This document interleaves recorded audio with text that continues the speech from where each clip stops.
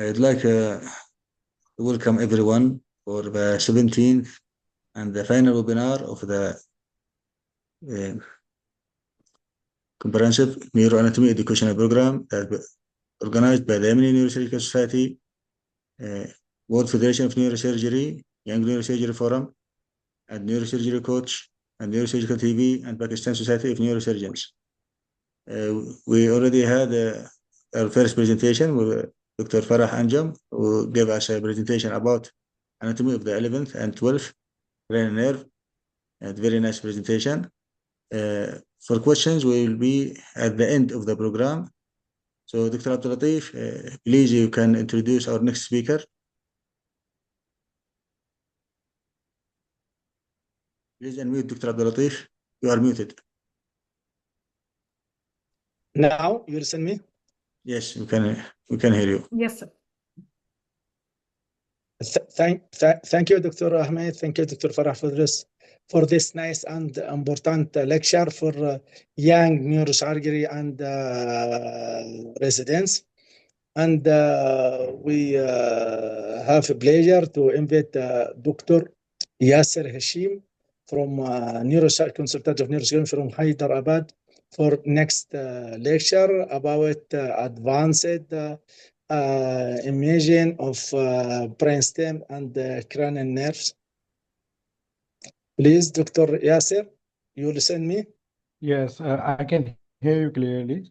Dr. Latif, thank you very much for the pleasure. Okay, welcome. And we are happy that we are in this nice and important lecture. Please start if you can.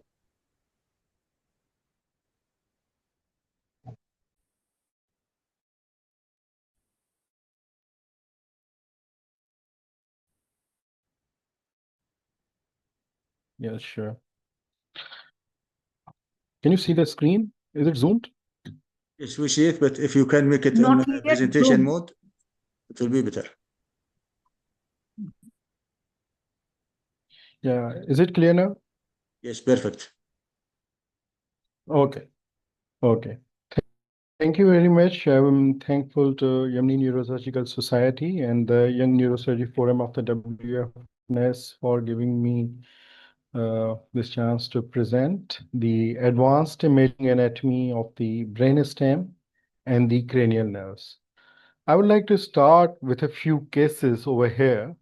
On your screens, you can see this MRI. This is the T2 axial image.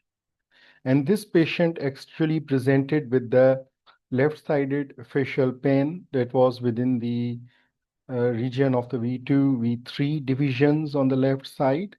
And I hope you can see this MRI is taken at the level of the pons.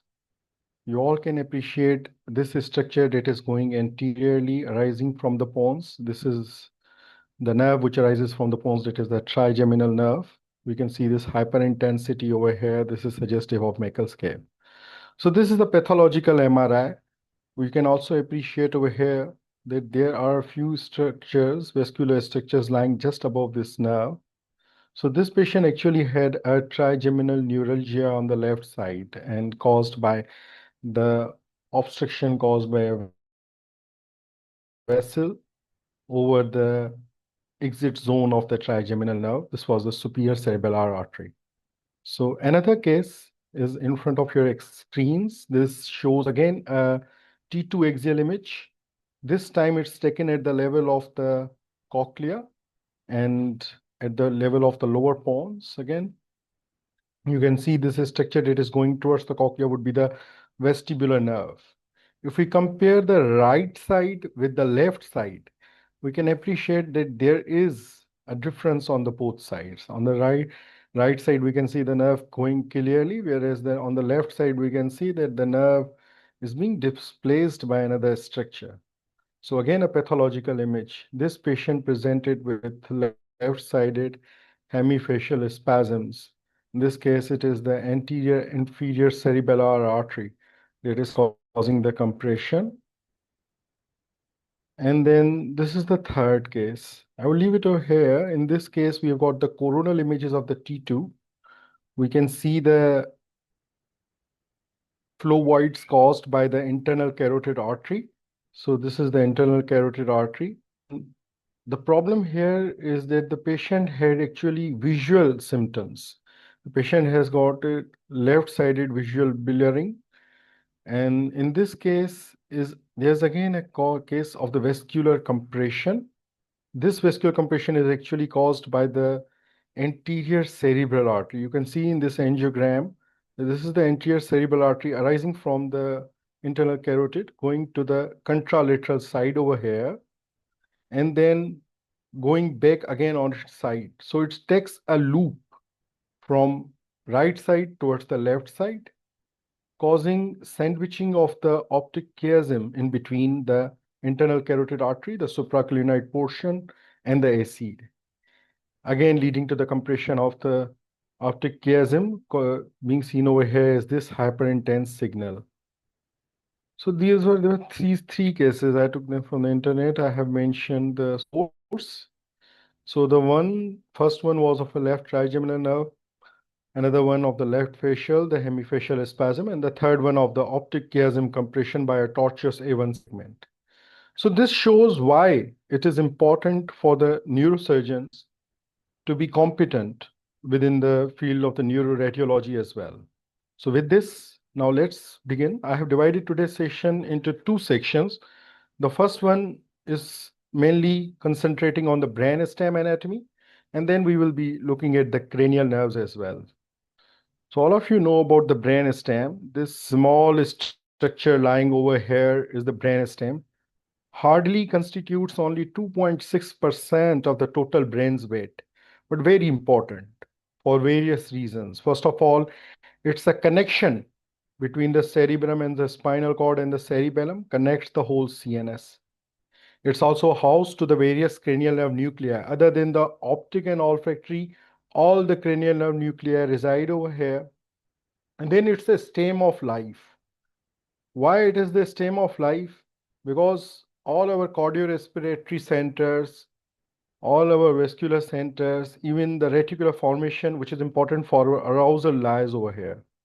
So this is divided into various categories of triads. It has got three parts, we know them, but it has also got three layers. What layers are those? One layer is this anterior-most layer that is known as the basis. This mainly deals with the motor function. Then we have got this layer, that is the tegmentum. And then finally, we have got this posterior layer, that is the tectum.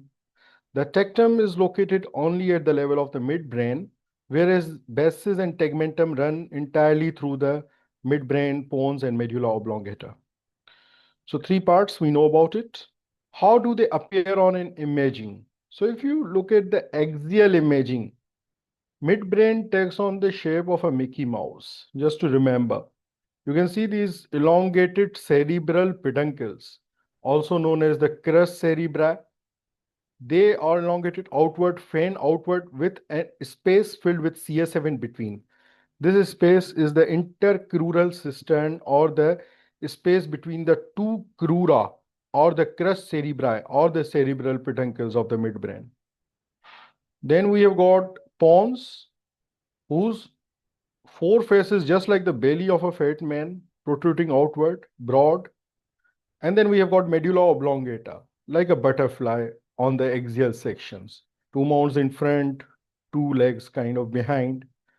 These mounds are the pyramids which Dr. Farah was just describing in her presentation. So three layers I already described: the tectum, the tegmentum, and the basis. So how do these three layers look on the axial imaging? You can see this is the basis, or the basal, which corresponds to the basal plate embryologically. Embryologically, embryo has got a basal plate and an LR plate. Basal plate is mainly motor, consists of motor functions, whereas the LR plate is mainly sensory. So you have the basal plate corresponds with the basis. The basis is small in the midbrain, compact structure. Then it spreads out within the pons, again compact within the medulla oblongata. Whereas the tegmentum, which corresponds to the LR plate, which consists of sensory pathways, and also the cranial nerve nuclei, is more so occupying the most portion of the midbrain, small portion within the pons, again, most portion in the medulla oblongata. But the tectum lies only at the level of the midbrain. So functions, we talked about it, the stem of life, various cardiac respiratory centers are here, it connects, it houses. The reticular formation, which is important for arousal, lies over here. And then this picture about the connectin, I would like to take some time to describe this image. This is actually a diffuse tensor imaging. In this, you can see various fibers, more so various tracts. We know already about the color coding of these tracts. DTI used to construct the tractography, very helpful when we operate on a patient. We know in which areas we should go, how to avoid the important tracts that are traveling in that area or displaced by the tumor. The coding is like when there is blue, it travels from above downward. Like if take example of a corticospinal tract arising from cortex has to go into the spinal cord, it would come as blue on the DTI. If you take example of the red fibers, these are the commissural or the crossing fibers, which go from left to right. So you can see the corpus callosum is red, for example. And then the green fibers actually travel anteroposteriorly, like they are taking command from the frontal portion of the brain to the parietal lobe, then they would be green. So again, the motor pathways, various motor pathways travel through the brain stem, corticospinal, corticobulbar. Corticopontine is an important fiber which travels from cortex to pons to cerebellum, and then various sensory pathways as well. So again, this is a picture of an axial T2 MRI. Now, this is a pathological picture. You can see that this patient has got a left-sided MCA infarct. So why I'm showing you this? I'm showing you the anatomy by pathology. We know from the corticospinal tract actually arises from the cortex or from the gray matter, and then these fibers travel all the way to the spinal cord. When they come at the level of the midbrain, they travel via the crus cerebri, the most anterior portion of the crus cerebri, that is the basis, houses these fibers. You can see in this patient actually had an MCA infarct, but also on MRI imaging, the same patient is showing degeneration of the left-sided crus cerebri. This is actually due to the Wallerian degeneration. So when the cell bodies are dead because of the infarct, the axons tend to degenerate in the same patient. So this also gives a proof that these fibers travel through the crus cerebri of the midbrain, then through the bases of the pons or pontine bases, and then finally through the pyramid of the medulla oblongata. You can see that right-sided pyramid is normal, whereas left-sided pyramid is atrophic. So this is an example of the Wallerian degeneration of the corticospinal tract. Again, in this picture, you can correlate the anatomy of the pons on a DTI image, or you can see that anteriorly, we have got this corticospinal tract blue. In between, we have actually got the pontocerebellar tract, crosses from the pons on the one side to the cerebellum of opposite side. So it's red. Then posteriorly, we have got ascending pathways like a spinothalamic tract, again blue. So corticospinal tract, medial lemniscus is a part of the dorsal column medial lemniscal system. So this is showing the base of the pons, and pontocerebellar fibers which travel from pons of one side to the cerebellum of other are red. So we discussed about the cerebral peduncles or the crus cerebri. These are actually the projections of the midbrain. Then what are cerebellar peduncles?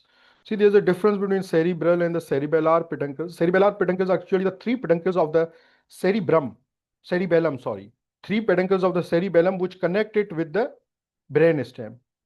So there's a superior cerebellar peduncle, there's a middle cerebellar peduncle, and there's an inferior cerebellar peduncle. So in this figure, we are showing you a CPC pathway, like these are the frontopontine fibers, come from the cortex, frontal cortex to the pons. And then from pons, another fiber arises, that is the pontocerebellar, which travels via the middle cerebellar peduncle to the cerebellum. Then there's an inferior cerebellar peduncle, which connects the cerebellum to the spine. The spinocerebellar tract come from this. And then we have got the superior cerebellar, which is the only efferent pathway of the cerebellum. So superior cerebellar peduncle goes from cerebellum towards upward. So this is the same thing that I just described. But how does these cerebellar peduncle appear on the imaging? That is what our main topic is. So you can see this cut section of the MRI at the level of the pons. You can see these small small peduncles that are connecting it with the cerebellum. In between, you have got the fourth ventricle. This is the superior portion. So these two small peduncles are actually the superior cerebellar peduncles. You can see that this is the cut section where it has been taken on the sagittal image. This is the superior cerebellar peduncle. So now highlighted in yellow.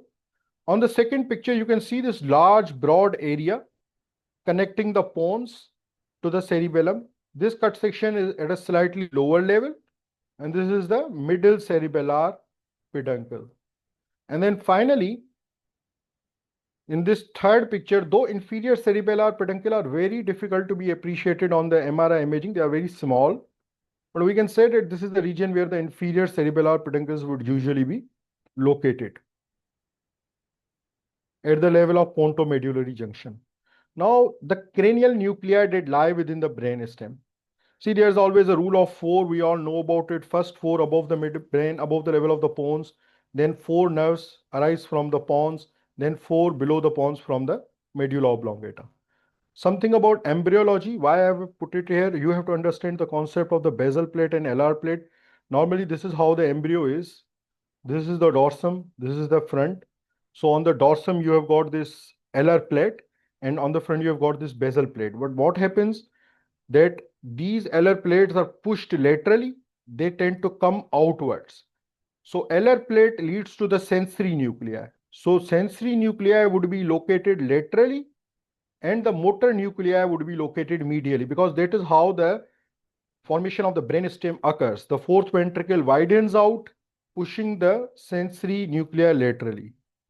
So again, an example of various motor nuclei that lie over here. I do not like to go into the detail because obviously we are short of time.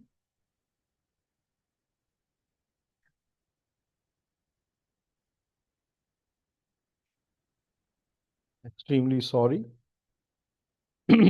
Okay, so now this is a cross section of the midbrain.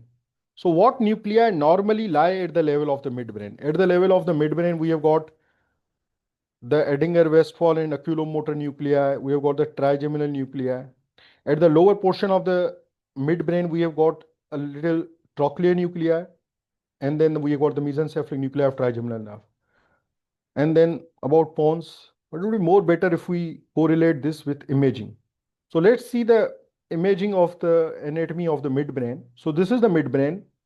You can see the axial T2 cuts of the midbrain. This is where the imaging has been taken. So most anteriorly, we have got these crus cerebri. This is the basis part of the cerebrum. This is the crus cerebri portion of the midbrain. Sometimes on T2 images, the red nuclei that lie just posteriorly are easily appreciable as hypointense areas. So we can say that this is the region of the red nuclei. Also in the center, this small CSF filled space can be seen. This is the aqueduct of Sylvius, which lies within the midbrain. Just around the aqueduct of Sylvius, we have got this hyperintense area. This is the periaqueductal gray matter. Now, how do we localize that where the oculomotor nerve nucleus would be located? First of all, this is the upper portion of the midbrain at the level of the red nucleus. Okay. Then just anterior to this periaqueductal gray matter, like this is the central aqueduct of Sylvius, this is periaqueducal, we have got the nuclei of the cranial nerves. So we cannot see the nuclei themselves.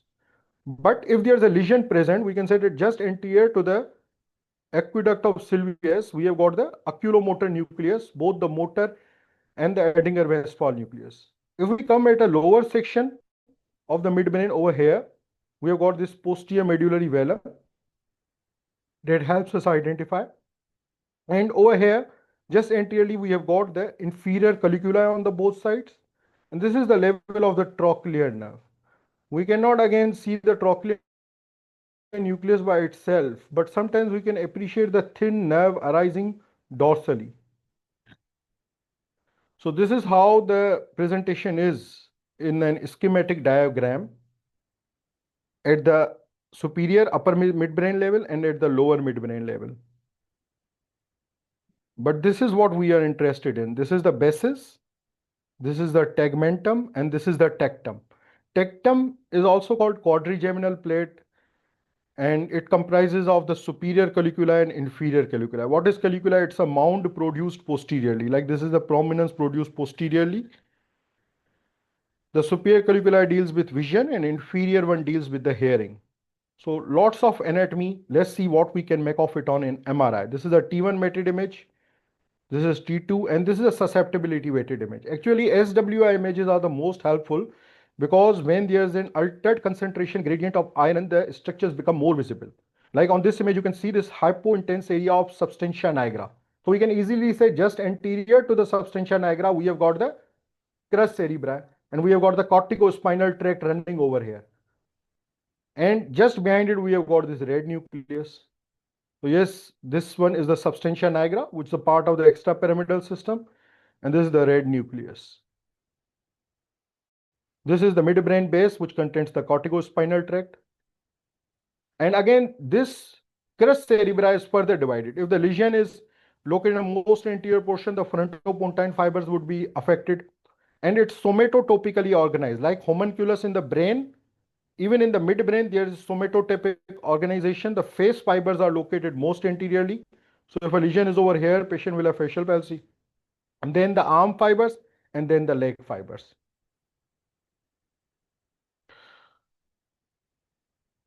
This we have discussed. We already said that if we localize the periaqueductal gray matter, we can identify that where the cranial nerve 3 and 4 nuclei would be lying. In between the nucleus, red nucleus, and this aqueduct of Sylvius, we have got the nuclei of 3rd and 4th nerve. So like this example of this patient has got a small hyperintense area, small hyperintense lesion over here. This is actually an infarct, and the patient presented with the left oculomotor palsy. So see that when the lesion is just anterior to the aqueduct of Sylvius on the left side, the imaging corresponds with the clinical picture of the patient of oculomotor palsy. But in this case, the lesion is not at the level of the nucleus itself. It's slightly anterior, near the crus cerebri. But again, the patient has got an oculomotor palsy. Why? Because this is the pathway that is taken by the nerve within the brainstem to come out. So that is why because of the lesion, there is edema, and patient has got this palsy. So this we discussed: the cerebral aqueduct, the periaqueductal gray matter, the tectal plate. Now this is the anatomy, radiological anatomy of the tectum being described. You can see the tectum over here. If we go slightly laterally at the level of tectum, we have got the superior and inferior colliculus, the bulges produced. On a coronal section, they form a 4-sided mound like this, a butterfly shaped, 2 superior colliculi, 2 inferior colliculi. And on the axial imaging, you can see these bulges. At the superior level, the superior colliculus, which deals with the visual reflex pathway, and the inferior colliculus, which deals with the hearing reflex pathway. Just behind this tectal plate is the pineal gland. So again, if we take example of a lesion, like this lesion, this hyperintense lesion, you can see that this lesion is located below the corpus callosum, displacing the crus cerebri anteriorly, causing compression of the tectal plate. Actually, pineal gland neoplasm over here. So the tectal plate would be compressed, leading to the symptoms of the Perinaud syndrome, that vertical gaze palsy would occur.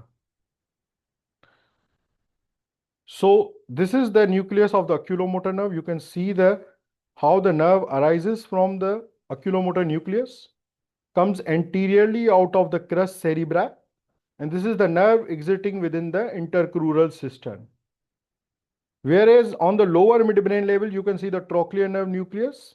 The important thing about the trochlear nerve is that it is the only cranial nerve whose nerve exits dorsally from the brainstem. All the nerves come ventrally. This is the only cranial nerve that exists dorsally, and also the only cranial nerve which crosses onto the opposite side. Like a left-sided trochlear nerve nucleus would give rise to the right-sided trochlear nerve. So this is the trochlear nerve coming out. So again, in this image, if you look closely, you can appreciate there is this hypointensity at this level, which is also enhancing. So this is the example of oculomotor schwannoma. The patient had a left-sided oculomotor nerve palsy. So imaging is always important. Not common to find these ones though. So pons, again, let's escape this detail. But in this detail, I would just like to bring your attention to one thing. Note, this is the abducent nerve motor nucleus that is located posteriorly just into the floor of the fourth ventricle. We all know that floor of the fourth ventricle is important because most of the cranial nerve nuclei lie over here. And we all have heard about the facial colliculus. So this is the facial nerve nucleus, the motor nucleus of facial nerve. This is the abducent nucleus. We see that the facial nerve axons before exiting the brainstem form a loop around this nucleus, then come out. So this produces a bulge into the floor of the fourth ventricle. It is known as the facial colliculus. This is important. It consists of the nucleus of the abducent nerve, fibers of the facial nerve. So again, pons has got this basis within which we have got the motor fibers. It has got this tegmentum in which there are cranial nerve nuclei. So see, in this imaging, you would say that we cannot find much on the pons imaging. We cannot identify many things on simple T2, but if we look closely, we can. As I previously told you, these are the superior cerebellar peduncles, okay? So this is the upper level of the pons. This is not midbrain because superior cerebellar peduncles are present.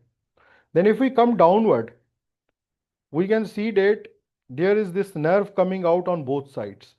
This is the trigeminal nerve that is coming out. And it's going towards this small hyperintense cave.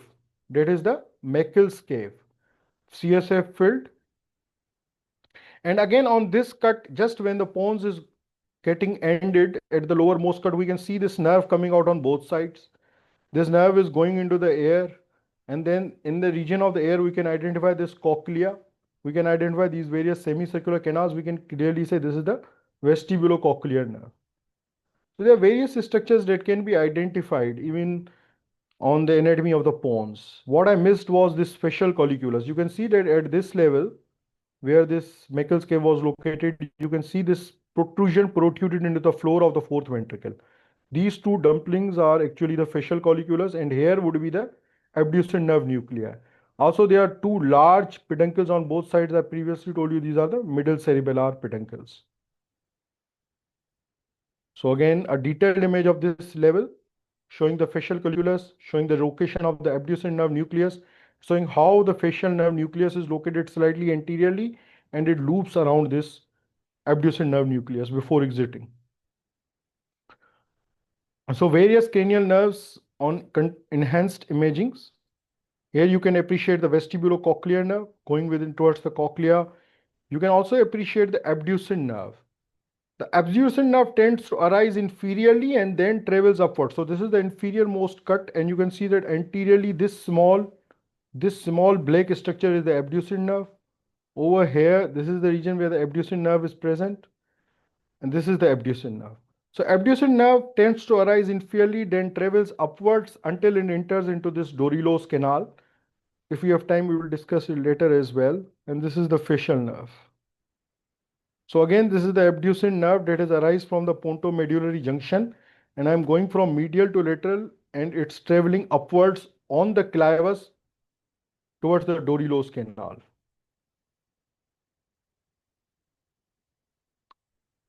So a little bit of pathology of the pons. So what's wrong in this image is that you can see that here the facial colliculus is absent. This is a case of a genetic malformation in which facial colliculus is usually absent. So abducent nerve nuclei is not properly made. That's why the patient has got a horizontal gaze palsy. Mobius syndrome is a condition in which there's congenital absence of the facial colliculus along with the facial nerve nucleus as well. Then internuclear ophthalmoplegia is a condition in which medial longitudinal fasciculus is involved. So I won't be going into its detail. This is the case of a small cavernoma in the region of the right abducent nucleus. You can see that this is the facial colliculus, and just anterior to it, we have got this small cavernoma over there. Patient has a history of developing acute diplopia. Then comes the medulla oblongata. Within the medulla oblongata, we have got centrally these two protrusions that are the pyramid, and then laterally we have got another protrusion produced by this inferior olivary nucleus. This is known as the olive.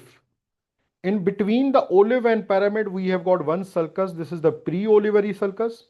And behind olive, we have got another sulcus that is known as the post-olivary sulcus. So this is the T2 weighted image. At the level of medulla oblongata, butterfly shape, you can see these two pyramids. And then you can see the olive.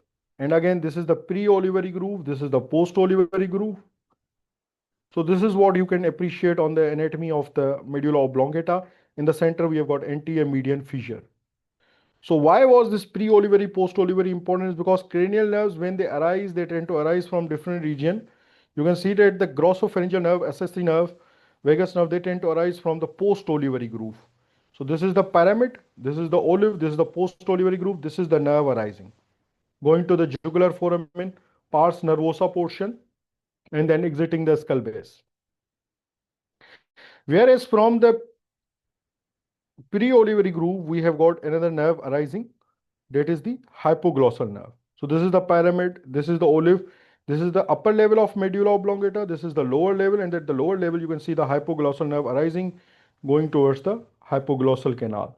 This is the course of the hypoglossal canal that has been traced over here, and this is the course of your glossopharyngeal vagus and accessory nerves. So, well, this is another example of imaging appearance of a glioma within the level of the medulla oblongata, causing prominence of the pyramid on one side on which the glioma is actually present. Okay, so Wallenberg syndrome, I'm not describe it. So now let's come to the cranial nerves. Imaging sometimes is very helpful even without the context of the clinical history. If you look at the imaging clearly, you can identify various pathologies. Like example of this CT, these are the periorbital muscles. If you look closely, muscles are well developed on one side and atrophied on the other side. This gives a hint to the congenital left oculomotor palsy. So if we look at the imaging clearly, we can identify the pathologies even from imaging. So few cranial nerves were left out of the course because we are talking about brainstem. So this is the example of the olfactory nerve. This is where the olfactory nerve travels. If we trace it from above downward, we will identify the gyrus rectus, and just medial to it, this is the olfactory nerve. Similarly, on this cross coronal sections, it is more easily visible. This is the reveal of the gyrus rectus, and this is where the olfactory nerves are located within the cribriform plate. So again, you can see the gyrus rectus, and just medial to it, between the orbital wall and the gyrus rectus, we have got the olfactory nerve. Then the optic nerve, it has got various portions. It has got intraorbital component. It has got a cisternal component as well. They got a canalicular component as well. This is the optic nerve traveling all the way. Then we have got the optic chiasm, and then finally the optic tract. So these oculomotor nerves we already described, but a little bit of more detail about them. Like we described all the oculomotor nerve, but we did not describe about these vascular structures which are in the vicinity. So in the intercrural system, you can appreciate this is the basilar artery. And then this nerve actually exists between the posterior cerebral artery and the superior cerebellar artery. So this nerve can actually be easily compressed between the aneurysms of these vessels as well, because it tends to travel in between them. So this is important clinically from a neurosurgeon's perspective. So again, this is the picture of the trochlear nerve. You can see it arises from one side, travels all the way to the opposite side. What is the important thing about the trochlear nerve is that trochlear nerve is a very thin nerve. And when it's traveling through this ambient system, it's actually lying just medial to this free edge of the tentorium cerebelli. So it can easily be compressed in the cases of the trauma or increased ICP over here. So abducens nerve nuclei, we discussed this already. So not going into its detail, this is the abducens nerve. This is an important picture, again a coronal cross section of the oculomotor nerve. In this coronal cut, you can see this vascular structure. This is the basilar artery. These are the superior cerebellar arteries, and then finally basilar is dividing into two posterior cerebral artery. And in between this posterior cerebral and superior cerebellar artery, we have got this our nerve exiting, which is the third cranial nerve or the oculomotor nerve. So that's why it can be easily compressed.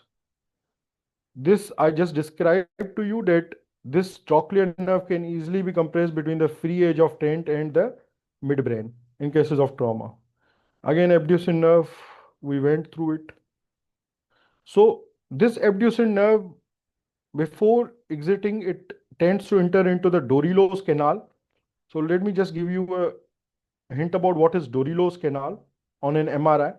Dorillo's canal is actually a dural lined channel. You can see the CSF rim over here. When this abducent nerve arises from the brainstem, it tends to travel within the system along the clivus. And when it reaches the petroclival junction, this is the petrous bone, this is the clivus. You can see clivus, petrous bone. Just near the petroclival junction, here it enters into the dural filled canal known as the Dorillo's canal. So within the Dorillo's canal and the brainstem, it's tightly adhered, the abducent nerve. So any trauma that tends to cause compression can also damage the abducent nerve, leading to the abducent nerve palsy.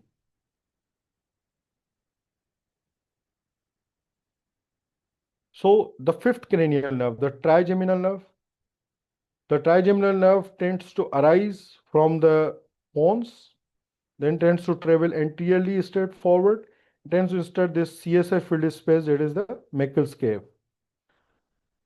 It's important because any vascular compression within this region can cause the trigeminal neuralgia, as I described in the beginning. A little bit about the cavernous sinus as well, because unfortunately these cranial nerves travel through this sinus. You can see on this contrast enhanced imaging, this is the pituitary, and on both sides we have got this contrast enhancing cavernous sinus. So on this coronal cut, you can see the pituitary, you can see the stalk of the pituitary, you can see the optic chiasm. On both sides, you have got the flow voids of the internal carotid artery.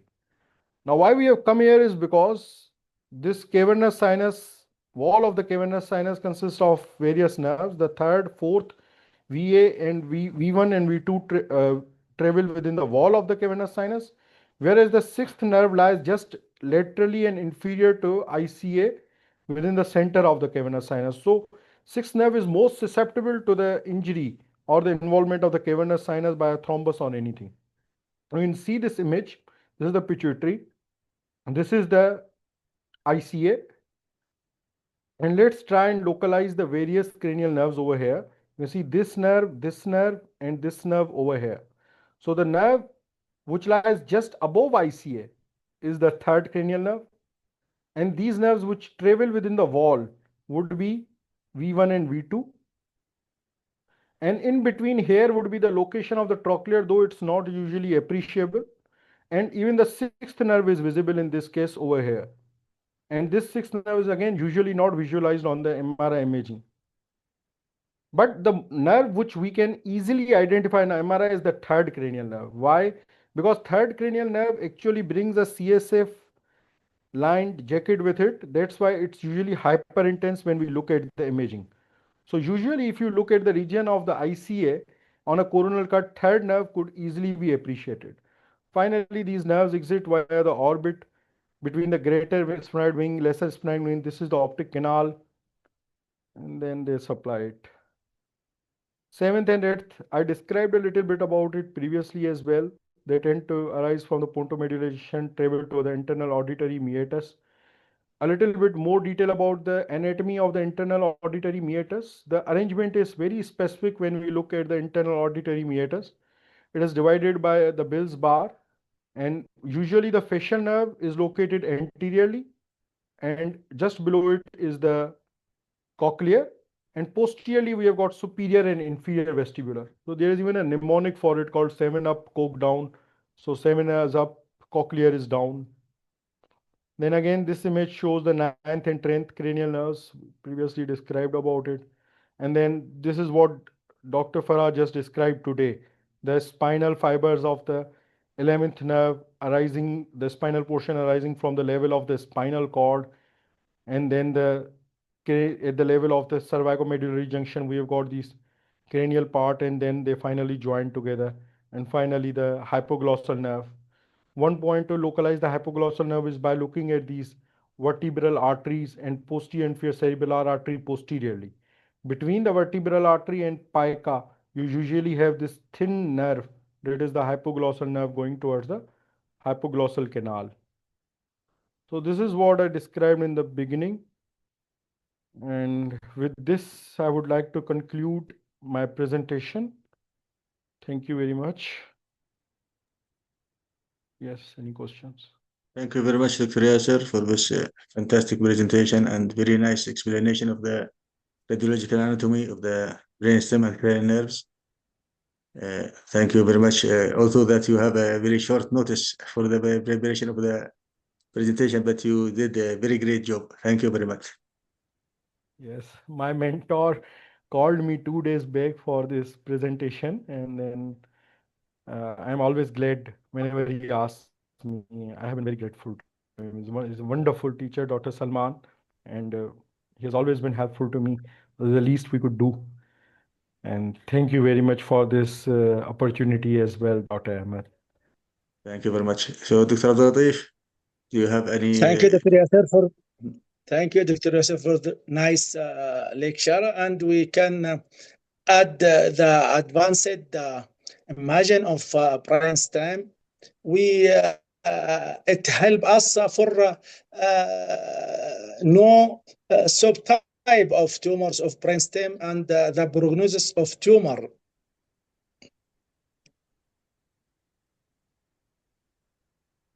Yes, Dr. Yasir? Yes, I'm listening. You listen me? Yes, I listen to you. You are asking about can the imaging help us in the prognosis of the tumors? Am I right? Yeah, the prognosis and the subtypes of tumors of brainstem. Yes, obviously, when we talk about the brainstem, the prognosis is usually guarded, as we all know. But this imaging would help us to preoperatively localize it. How should we approach our tumor, or how should we plan our approach as well? Like there are certain areas of the brainstem in which we usually do not go. There are safe corridors as well. But if we look at the imaging in detail beforehand, then it would obviously help us localize the vital structures and address them as such. Moreover, the cranial nerves localization, especially in case of vestibular schwannomas, would help us preoperatively localize where the facial nerve is. But we know from our practice that usually on MRI, we are not able to localize. We know that it's usually pushed anteriorly. So that is the thing. If you want to add something, maybe you can add as well. Okay, thank you, Dr. Yasir. Thank you. Dr. Ahmed? Yes, we had one question from one of the participants, one of the attendants. When you explained the aqueductive sylvius at the anatomy of the axial cut of T2 imaging, that it was looking black. He was asking why it's looking black, not white, in T2. In T2? Yes. No, it must not have been T2. CSF by definition is always white on T2. It would have been some other image. That's why it was black. It could have been T1 image. That's why it was black. So by definition, we know that CSF is always hyper intense on T2. So maybe during my presentation, I said T1 or T2 by mistake. No, it was T2. It was T2 image, axial cut, and it was a small black dot that you interpret as the aqueductive sylvius. I think could it be the lining of the aqueduct that give it that appearance? Maybe because it was very small, that's why it was appearing as such. I don't know. But obviously, we know that the CSF is always yes, bright it's on the white. T2. I know. Yes, it's white. Yeah. Okay. So if anyone of the attendants have any questions, please you can ask in the chat, or you can ask also directly. Otherwise, if there is no any questions, we can conclude this session. Dr. Abdul Latif, do you have any remarks or questions? Thank you. No question, another. And we see our residents and college doctor of there is any question for Dr. Yasir?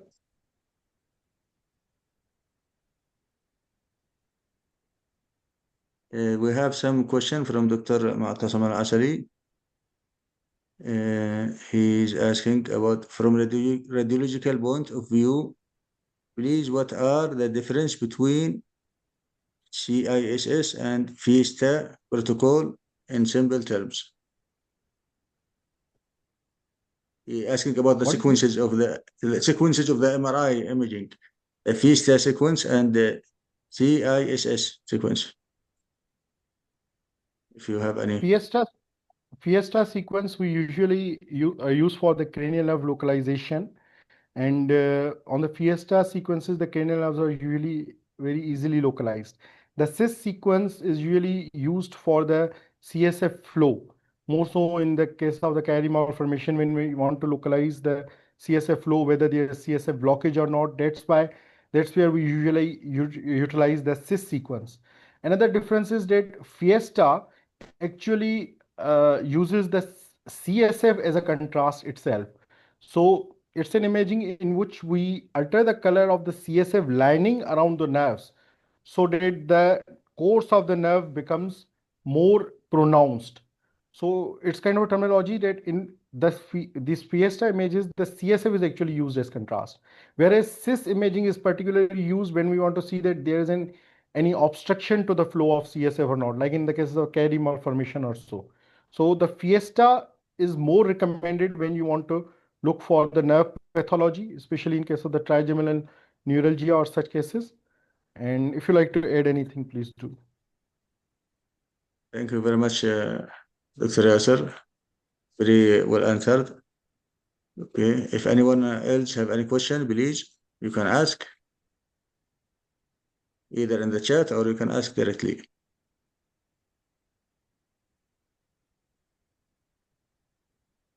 I guess there is no more questions. So thank you, Dr. Yasir, for this very nice presentation. And also we thank Dr. Farah for her presentation. She already left because she had a call. So by this, we can conclude our 17th and final webinar of the Comprehensive Neuroanatomy Education Program. And inshallah, the certificates for speakers and for attendance will be prepared in this week or next week maximum. And for module 4, inshallah, it will be prepared, the schedule, and we should start, inshallah, at January, inshallah. So thank you everyone for attendance and for participation. And thank you, Dr. Yasir, thank you, Dr. Abdul Latif, and thanks to all the attendees. And also special thanks to Dr. Salman Sharif, who always support education activities, either in Yemeni Neurosurgical Society or WFNS societies and other societies as well. So thank you all and see you all, inshallah, in next program, module 4, inshallah. Thank you very much, Dr. Ahmed, for you and for our college, Dr. Yasir and Dr. Farah, and for all colleagues in this lecture. Thank you, and we see our college in our 7th Congress in Yemen next year, inshallah. Inshallah. Thank you, and see you. Thank you so much. Okay. Thank you very much. See you.